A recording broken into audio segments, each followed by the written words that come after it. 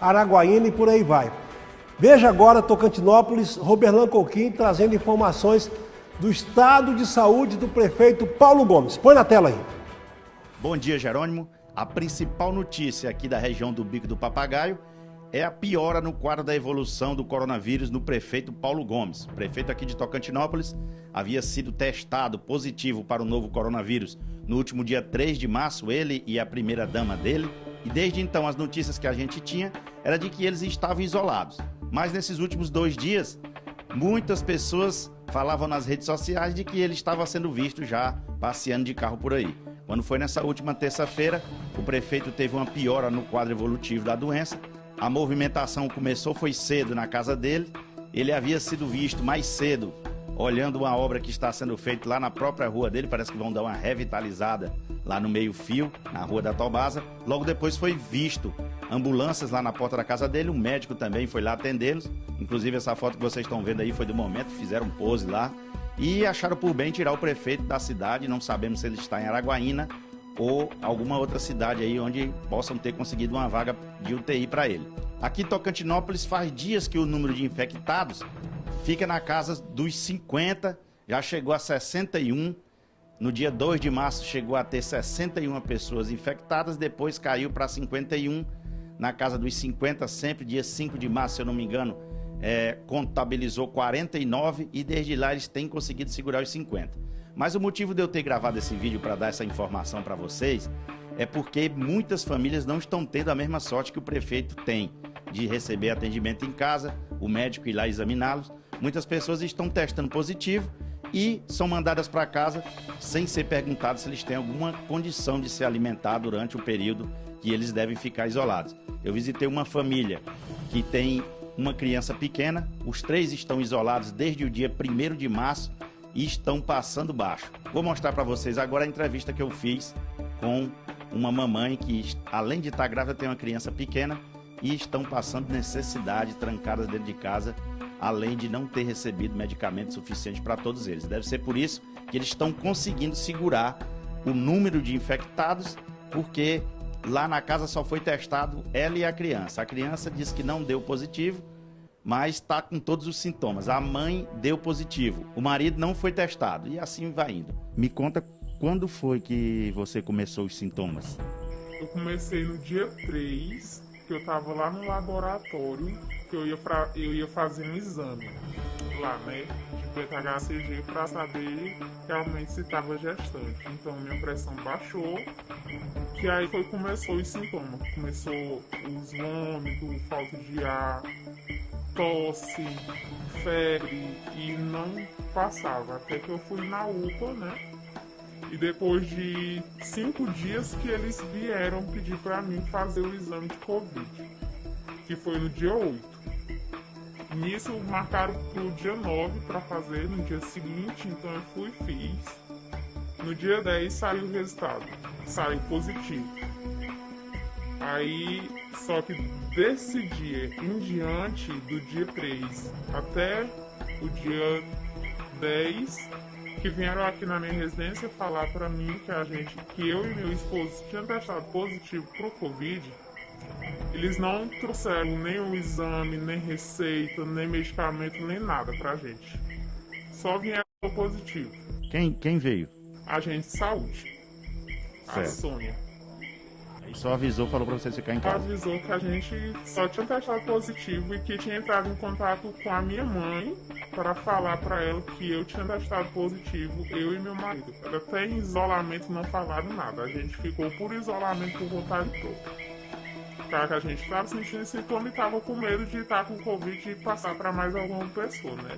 Porque corre risco, porque a gente anda muito em casa de gente que corre risco, é de risco. Então a gente optou mesmo para ficar dentro de casa em segurança para prevenir qualquer estrago, né? Para evitar contaminação. Entendi. Você estava me dizendo que os dois estão desempregados. Como é que vocês estão fazendo? Desempregados. Eu vivendo pelas custas assim mesmo de ajuda. Minha mãe ajuda, minha avó, a mãe dele, a avó dele, assim, os parentes próximos, amigos da gente que tá vindo aqui e tá deixando coisa na porta da nossa casa, né? alimento pra gente, que aí a gente pra gente poder se manter. Alguém traz arroz, frango, às vezes traz comida mesmo pronta pra gente almoçar, por causa que agora é gestante. Às vezes não acordo muito bem, com enjoo, dor de cabeça, pressão baixa. E não dou conta de fazer nada dentro de casa. Quando você foi atendida na UPA, você falou que estava grávida, o médico mesmo assim passou os mesmos medicamentos? Passou os mesmos medicamentos, que é azitromicina, zinco e o outro lá, que é os próprios para Covid, né? Ele passou e eu ia tomar, só que pela enfermeira do postinho de saúde, no dia que eu fui buscar o exame, que falaram que a gente precisava ter os exames em casa, comprovando que a gente estava com Covid, ela falou pra mim que eu não deveria tomar os medicamentos, por causa que são fortes e eu poderia ter um aborto. Aí eu não tomei. Quem tomou foi meu marido, por causa que ele não recebeu a receita com os medicamentos. A receita foi só pra você, né? Só no meu nome. Mas ele chegou aí lá na UPA também ou não? Aí na UPA a gente foi ontem, na segunda-feira. A gente foi na UPA à tarde pra ir pegar o medicamento, pra pegar a receita e não passaram. A receita passaram só um xarope pra ele. E que disse que não ia passar pra ele porque não tinha necessidade. E a criança, quais os sintomas que a criança teve? Teve febre durante 2 dias e diarreia. E agora ele começou a dar diarreia. E algum medicamento para criança eles deram? Deram só um xarope e ibuprofeno. Entendi. E fizeram teste rápido de Covid, só que aí aquele rápido só falaram que deu negativo, né? Então a gente também não viu. Da criança? Não vimos. Não tivemos acesso a nada. Fizeram os exames com um hemograma completo nele. A gente também não teve acesso a esse exame. Só falaram que dele estava tudo normal, mas a gente não teve acesso a nada.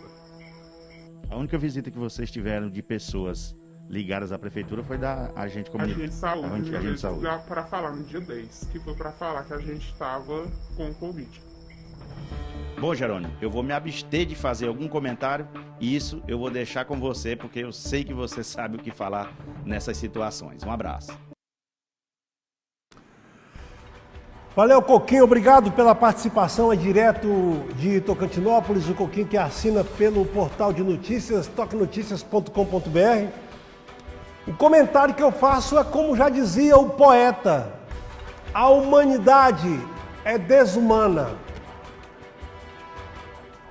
É o poeta Renato Russo. A humanidade é desumana. Como é? Eu fico aqui pensando, imaginando a cabeça dessas pessoas. Tem uma família humilde que precisa do básico para viver, que não tem, que precisa trabalha durante o dia para poder ter a refeição do dia seguinte, muitas vezes para ter a janta. Aí a estrutura da prefeitura, isso é o caso de Tocantinópolis, mas não é só lá, em vários municípios, aqui em Palmas acho que está até pior do que isso, que aqui fechou, foi até o comércio. O pessoal da saúde faz o teste, detecta que a família está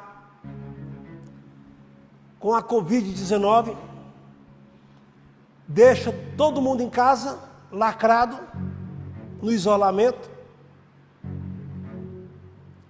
Para viver de quê? Para comer o quê? Sem poder trabalhar, sem ter comida em casa, a senhora aí chorando, e sem ter esperança, porque aqueles que têm condições e responsabilidade de fazer algo para ajudar, são os primeiros a virarem as costas. Os primeiros a virar as costas são esses aí. Por isso que o comentário que eu faço é esse. Como já dizia o poeta Renato Russo, a humanidade é desumana. E como é que eu deixo uma família em casa, sabendo que aquela família não tem o que comer, viro as costas e vou embora, Se vira aí, tchau, tchau. Deus tenha piedade. Deus tenha piedade.